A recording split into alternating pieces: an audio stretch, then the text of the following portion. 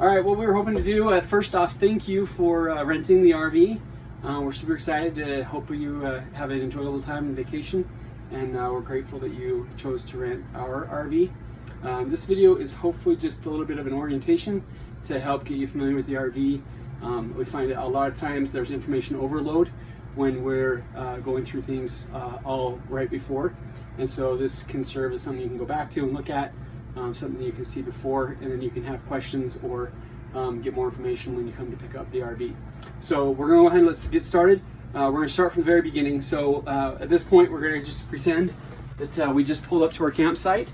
The first thing that we're going to do is we're going to level the RV. So ignition is on, engine is still running. I'm going to go here to the electronic leveling. Turn on the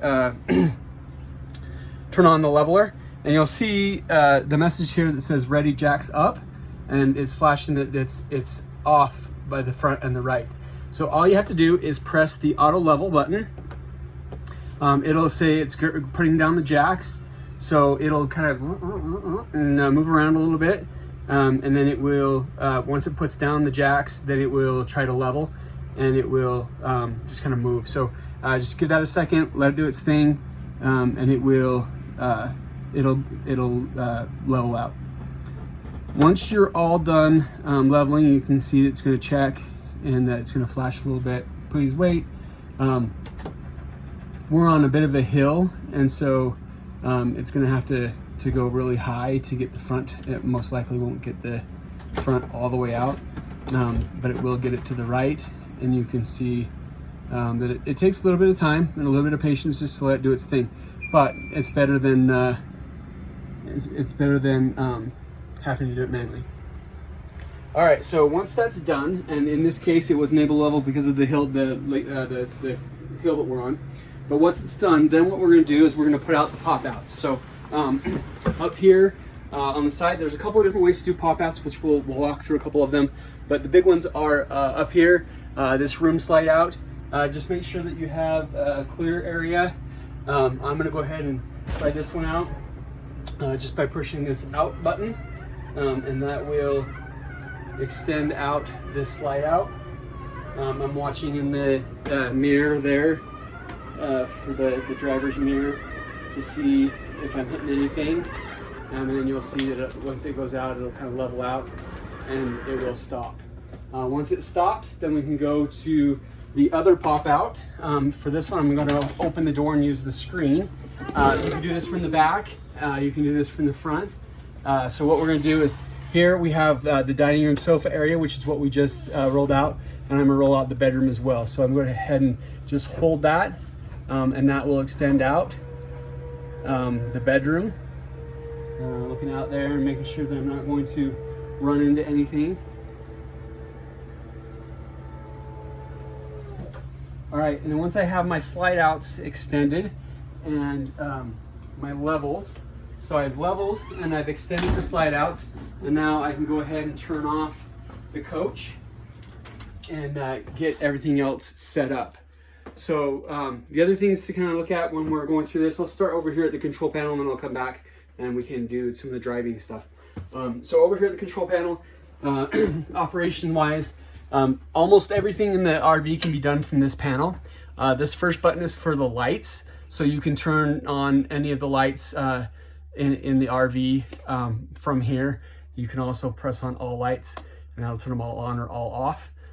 Then I can come back here. This is gauges. This will show us if we have freshwater tank, our gray tank, our black tank, what the batteries look like, and what our propane looks like. And then over here is the slide out, which we have already done. This is the awning to go in or out on the awning. Over here is the generator, and you have the ability to start the generator. It usually is set up to auto start, so we don't really have to worry about that. But if you wanted to, you can do the start from here and get that to start out. And then here is just to show status, and if you wanted to change the hours and all that kind of stuff, you can just push those buttons.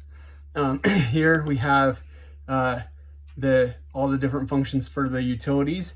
So here, the water pump, if we're not connected to city water, then we would need to be connected, or we need to use the water pump. I'll show you the connections here in a bit, but we can go through this control panel here. So to turn on the water pump, we just press the on.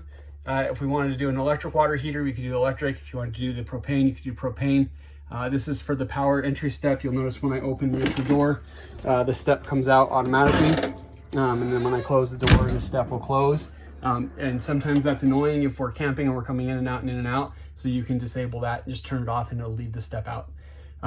Then here's the temperature. So we have the living room. Here we have the bedroom.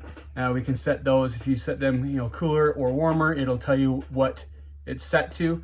Here in a second, it'll reset and it'll tell you what it is. So right now it's 88 in here. And if I wanted to set them, it's set to 71. So I can turn the fan on, the cooling on, the bedroom, same thing. Right now it's set to 71 and we don't have generators on, so it's not heating or cooling.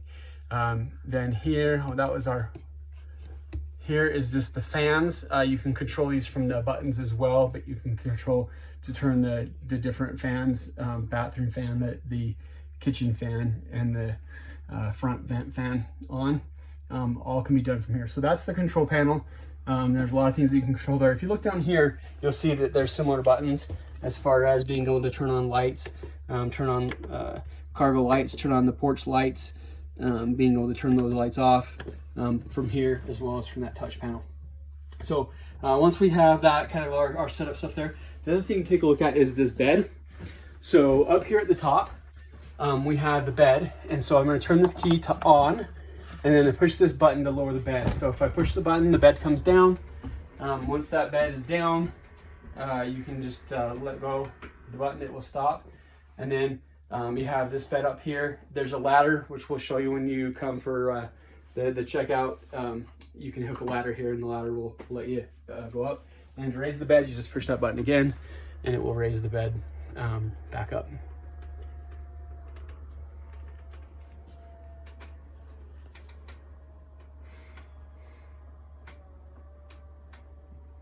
All right, so let's talk about some of the electricity and some of that stuff. This button here is the inverter. All of the functions run off the inverter when you're not connected to what's referred to as shore power, where you're not plugged into electricity. So we have the inverter turned on. It takes it about 30 seconds or so for the inverter to engage and turn everything on. You can tell that the inverter is on if the microwave is going.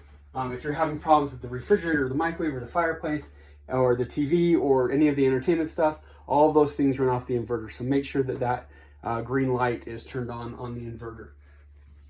Kitchen-wise, these are a full-size refrigerator.